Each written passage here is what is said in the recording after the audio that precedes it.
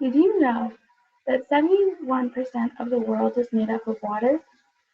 Now, understanding that, it's kind of hard to believe that water conservation is such a big deal. Unfortunately, it is, as 97% of that water is in the saltwater form, and 2% of that water is in glacier form. That leaves only 1% for human consumption. And our bodies really do need water. Two-thirds of our bodies is made up of water, and that equals 95% of our brain, 82% of our blood, and even 90% of our lungs are made up of water. Now, that being said, only a 2% decrease of that water results in expressing forms of dehydration, such as difficulty remembering, reading smaller print, and even completing simplistic math problems. Now, this becomes a problem as nearly 1 in 10 people throughout the world do not have access to clean, drinkable, safe water. This results in 500,000 children every single year who lose their lives to diarrhea due to the consumption of unsanitary water. Now, within the United States, this isn't too much of a problem, as we can simply turn on the tap and have instant, clean, fresh water to drink. But unfortunately, that accessibility has also made it very easy to take this precious life source for granted. The United States alone uses 450 billion gallons of water every single day. Now, only 6% of this is used by the public, but however, that means that there's 185 gallons of water used every single day per person. Now, 185 gallons of water, we only drink about 1% of that. So where does the rest of it go? Well, unfortunately, a lot of it goes to waste. The good news is that this is something that we have within inside of our control that we can make a difference in. And that's just by focusing on two areas of the home, the landscape and the bathroom. Now, let's begin with the landscape. As you water your lawn, there's a couple of things to keep in mind.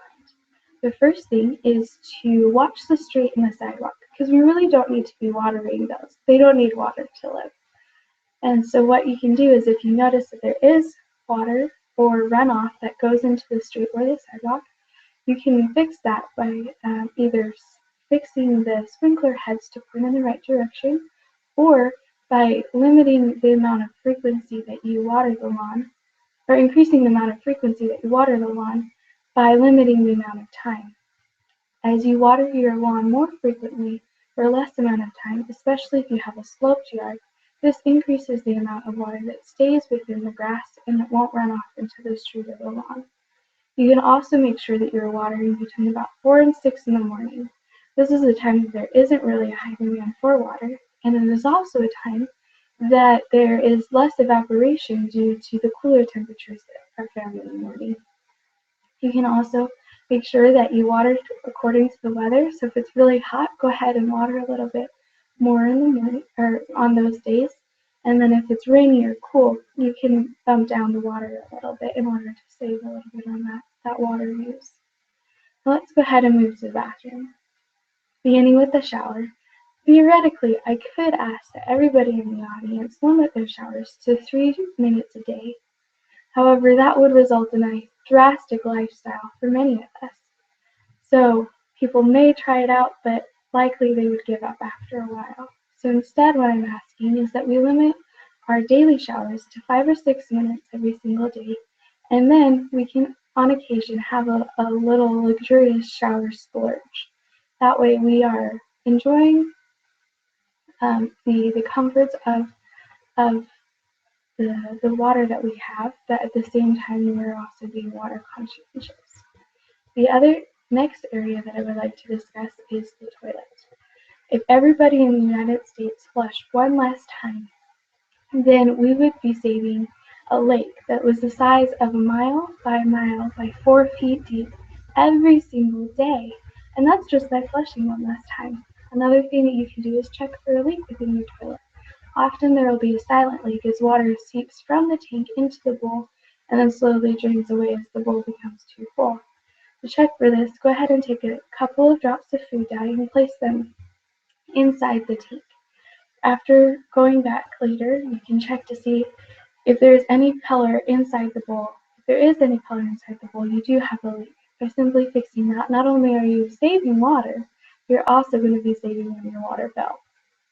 The last tip is when you are shaving or washing your face, make sure to plug the sink so that you're using half a gallon of water versus a gallon a minute of running water. This also goes for when you're brushing your teeth. Make sure to shut off that tap, because otherwise every single minute that we have the tap flowing, we lose about a gallon of water.